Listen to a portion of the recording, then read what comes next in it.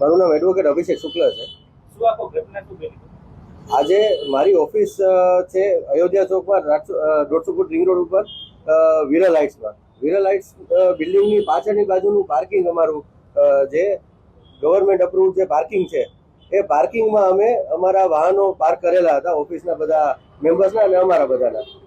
તો traffic police એ વાહનો ગેરકાયદેસર રીતે પાર્કિંગના વાહનો ટોઈંગ કરીને લઈ ગયા. અમે ઘણી બધી રજૂઆત કરવા માટેની અને રિક્વેસ્ટ કરવાની પ્રયત્ન કરેલા, પણ ટ્રાફિક પોલીસ સાંભળ્યા વગર ગાડી હંકારી મૂકવાની ગણતરીએ કોઈ રજૂઆત એડવોકેટ તરીકે હું એમને રજૂઆત કરું છું. હું એમને જણાવું છું કે હું એડવોકેટ છું, મારો મેમો લઈને તમે જો મને અત્યારે મૂકી દેતા, મારા કોર્ટે જવાનો સમય છે.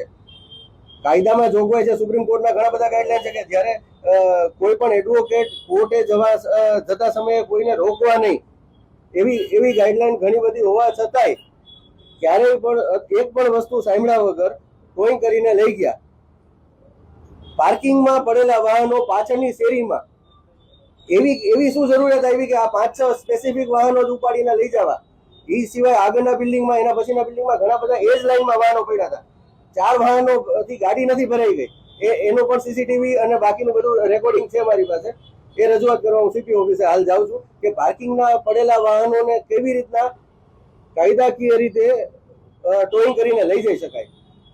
આ જો એડવોકેટને આ પ્રશ્ન થતો હોય તો જાહેર જનતાને કેટલી બધી મુશ્કેલીઓ વેઠવી પડતી હશે. ગાડીમાં વાહન ઉપર બેઠા હોવા છતાંય ટોઈંગ કરી લેવાય, આવા ઘણા બધા બનાવો અમારી સામે આવતા હોય છે. ઘણા બધા અસીલો કહેતા હોય છે 4 વ્હીલમાં બેઠા હોય એમ છતાંય સીધા લોક મારીને વહી જાય છે. કઈ રીતના પાર્કિંગ કેને કહેવાય? પાર્ક કરેલું વાહન એ તો કાં ટ્રાફિક પોલીસ પીઆઈ જણાવે અથવા સીપી સાહેબ જણાવે, પણ પાર્કિંગમાં પડેલા વાહનો આવી રીતે ન લઈ શકે. અત્યારે અમારી ઓફિસના 3 થી 4 વાહનો અત્યારે ટોઈંગ કરીને ક્યાં લઈ ગયા છે એ પણ અમને નથી જણાવ્યું. અમને એવું કીધું કે તમે તમારી રીતે રજૂઆત તમારે જે કરવી હોય કરજો. અમારી પાસે વિડીયો પણ રેકોર્ડિંગ છે. ઘણી બધી રજૂઆત કર્યા સિવાય સાંભળ્યા વગર વાહન હંકારી જ મૂક્યું છે. અમે ટ્રાફિક પીઆઈ સાહેબને તથા સીપી ઓફિસે હાલ જાય છીએ રજૂઆત કરવા.